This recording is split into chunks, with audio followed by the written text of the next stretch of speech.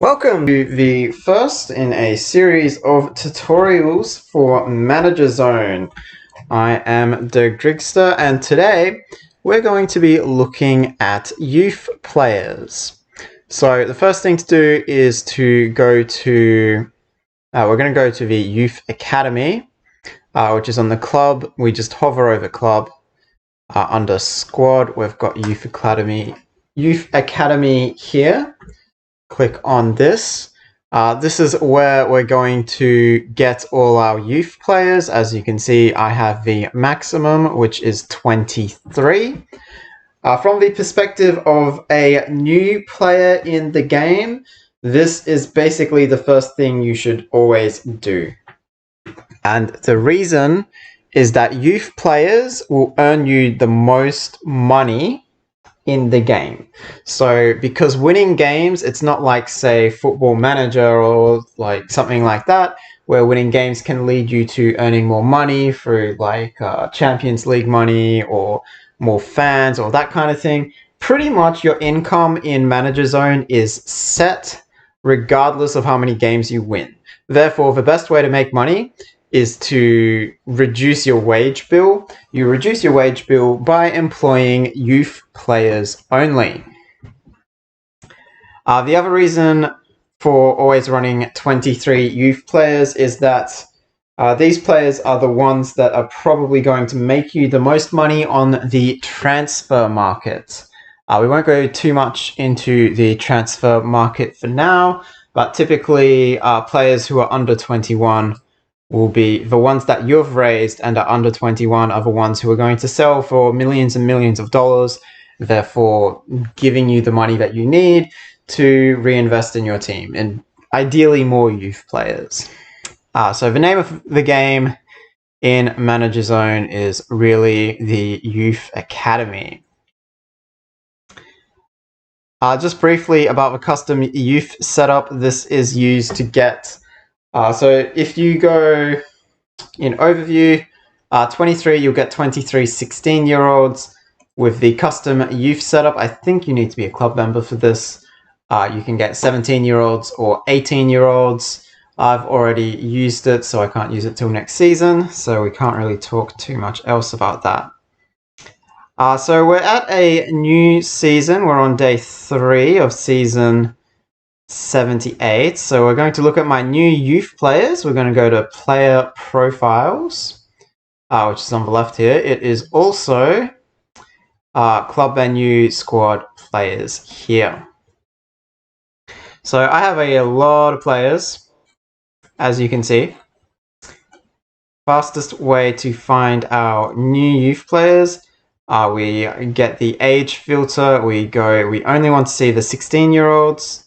We click filter. Now this information here, I'm keeping this up.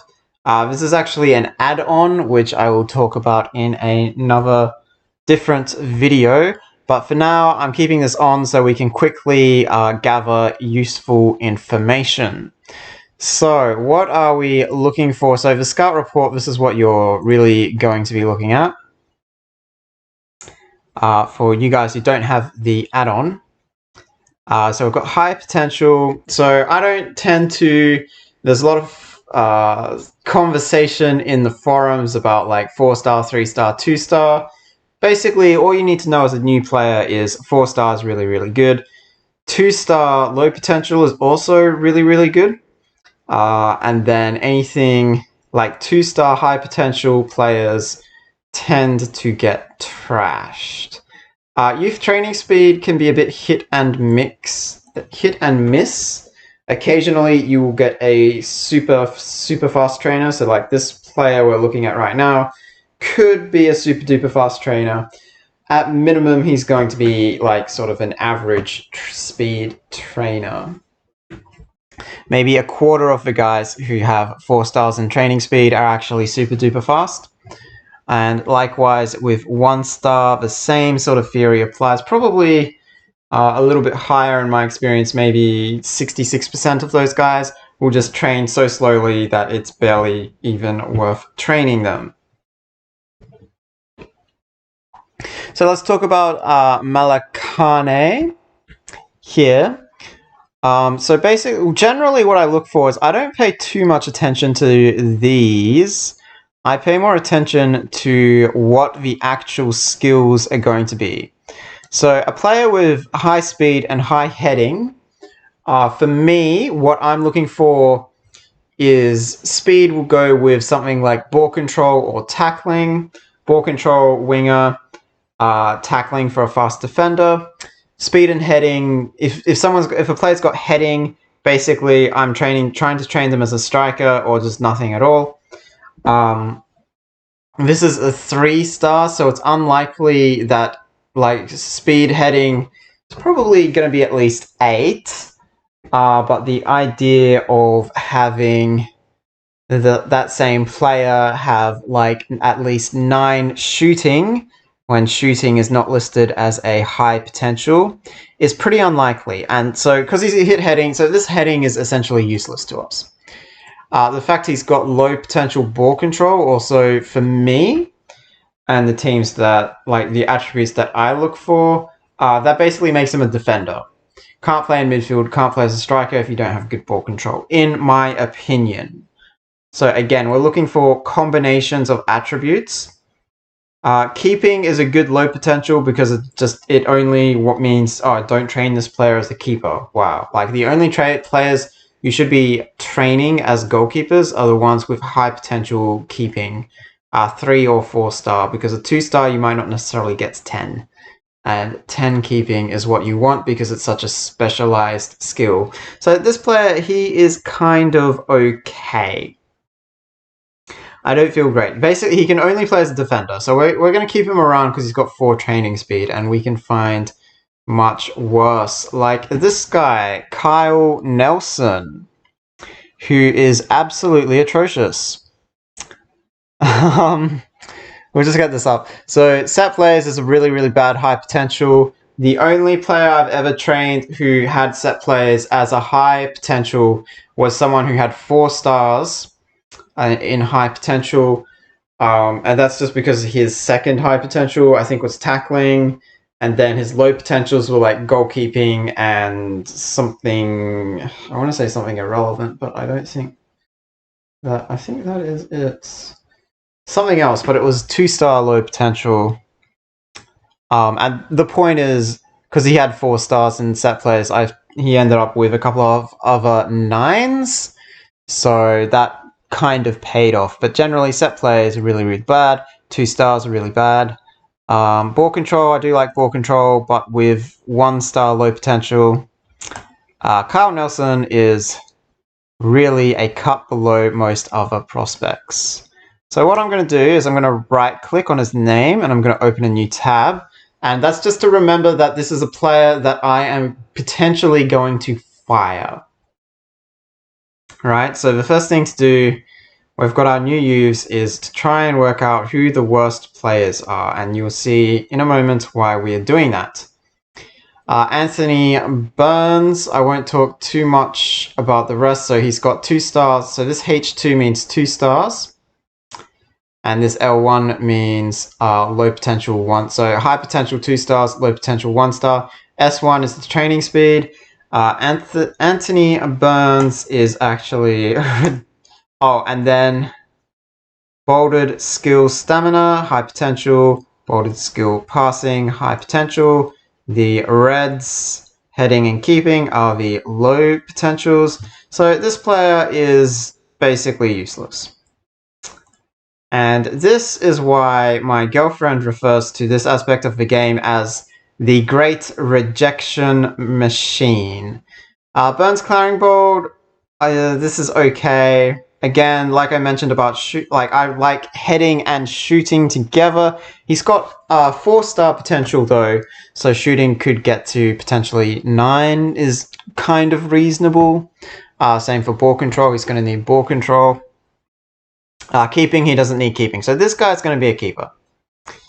Jeffers Rice, let's see. So he's got low potential shooting and speed. As soon as you have low potential speed, so speed, I place a lot of value on. If I feel like a player is going to have less than 6 speed, he's probably going to be useless. This player is probably going to be useless. The other thing I'm going to do with my tabs is I'm going to try to order them. So I think he's the most useful of the three so far that I don't like. Humphrey Sinden, he looks like he's going to be okay. We're going to keep him around. 10 balls is actually really bad. This is not a good youth intake by any stretch. So Byron, Paddle, heading set players is probably one of the most useless combinations. Shooting and ball control completely negates the heading high potential. Set players is like having no high potential. You may as well not, because like you're gonna have maybe one player who's got really high set players. I've already got that player on my team. Byron Paddle is probably gonna slot in here. Let's just. I'm gonna rate Nelson slightly ahead of him. All right, Isaac Bedell. Low potential speed. I have a little more hope. So ball control, aerial passing. I like that as a good I think that's a good combination for a winger. So I'm going to keep Isaac Bedell. Also, I've got a lot of trash players already.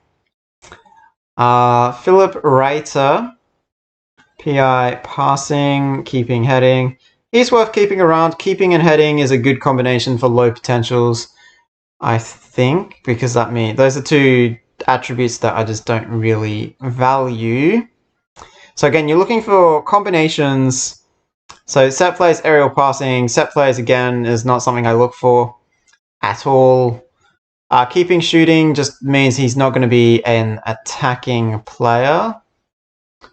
We'll keep him around. He's not that good, but we've got some real trash already.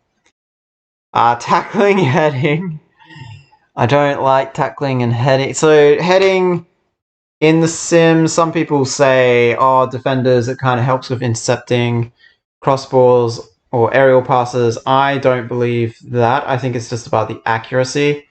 So that's why this combination I don't value. If the crew were to change the sim, that is something that could change in the sim. Potentially, speculatively talking.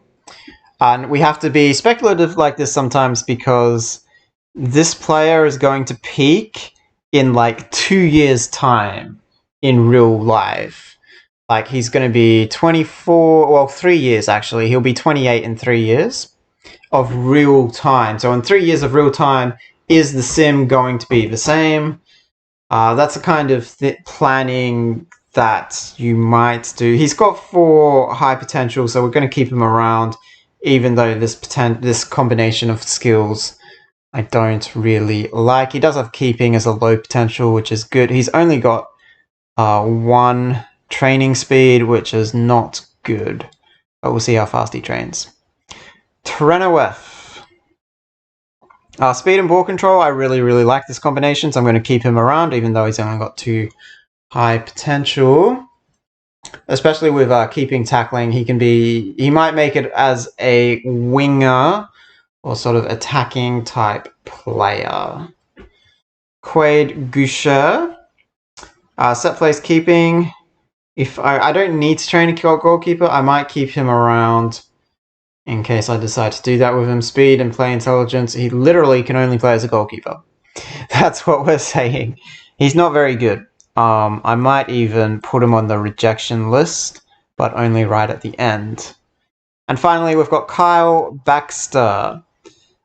Shooting, tackling. I think he's going to just scrape by. I don't think we need anyone else. So now, the last thing that we're going to do in this video is we're going to hover over club, going to go down to youth exchange. You can also do this on this menu here. This menu appears when you are in the squad section. So if we've clicked on any of these, this is how this menu is going to appear. But for ease of use, we're going to go youth exchange. We're going to look up. So the first player, 213. So we're just going to grab the scroller, go to number 213. See new youth. And what we're trying to do is we're trying to swap out all the trash players.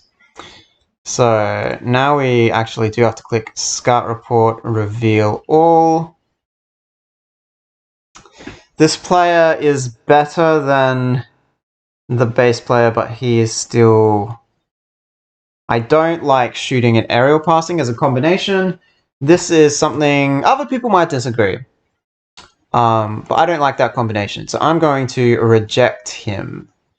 This is where my girlfriend's nickname of the Great Rejection Machine really comes into play.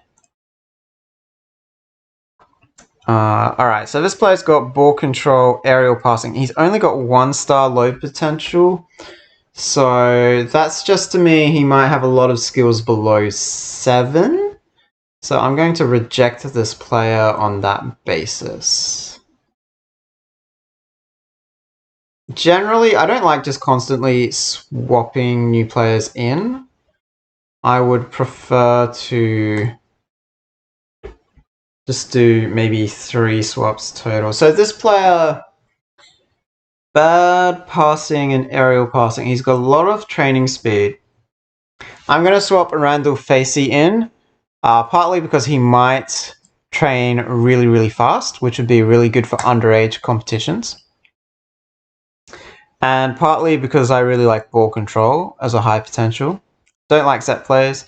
Passing, aerial passing basically means he could play as an attacker or defender. More likely to be an attacker with ball control. But we're going to swap Randall Facey in, and we're going to fire Anthony Burns. And we just click this button here to do that. Anthony Burns is no longer a player. I just hit refresh and he's been fired. So then I'll hit the close tab. Next player, Byron Paddle, number 217, is the player on the bubble of the youth squad. So see new youth. This is actually a really powerful tool as well, trying to make sure you train good players. One thing I will mention about this youth training speed, it is supposed to be linked. I don't think it's been... I'm not sure how much testing's gone into it. The slower they train, the longer they're supposed to play in the game. So this guy might retire at age 38 instead of 32. Whereas players with 4 stars might start trying to retire at the age of 32.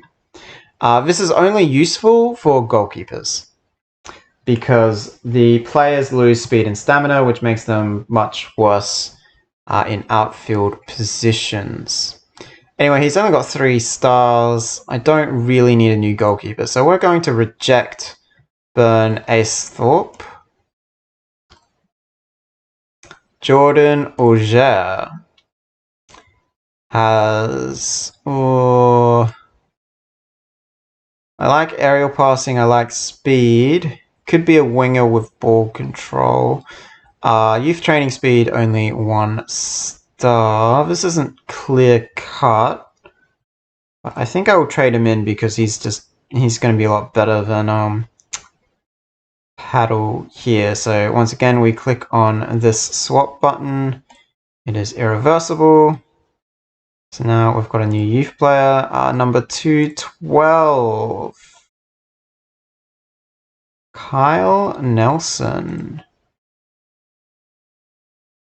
Earl Johnson. He's got a lot of balls at the moment. Attributes, I should say, maybe. Stamina, ball control, I think is a good combination. I quite like Earl Johnson. He's also got a lot of 17 compared to like 13. I think I like Johnson more. Yeah, he's got, yeah. We're going to trade Johnson into the team. This is basically how you make your youth team the best that it can possibly be. It's just a numbers game about like cycling through as many players as possible. Jeffers Reese, 215. Will you survive? Comment below if you think he will. Speed, passing. Set plays keeping for an outfield player. These are two irrelevant skills. Race has passing, heading. I don't really like passing, heading. He's got 13 balls. I am going to trade in Jeffers Mathis. Welcome to the team.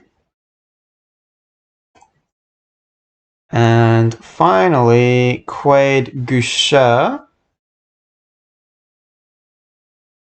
What number is he? He's number 223. This is it. Goucher, can you outdo Burns Mitchell, who has 18 balls, which is pretty good? Yes, that's trash. Mitchell is pretty trash, so he's just getting rejected. Last player. And that +1 is how I know. Long Haberl doesn't look very good in terms of his starting balls, and he is not very good at all. So we're just going to reject him. And that is all the players. So every Tuesday, you'll get an additional 2 or 3 players up to a max of 9. I usually like to save them up and go through 9 at the same time. I don't know why I like to do that, I just do. So next week, on the 13th, I would get another 3 players because I've done the youth tour. Anyway, that's going to summarize a look into the youth system. Maybe in the future I will do a more advanced look into youth development systems and things. But I think this is a good place to end the video. So hopefully in a couple of weeks I will have another tutorial video for you.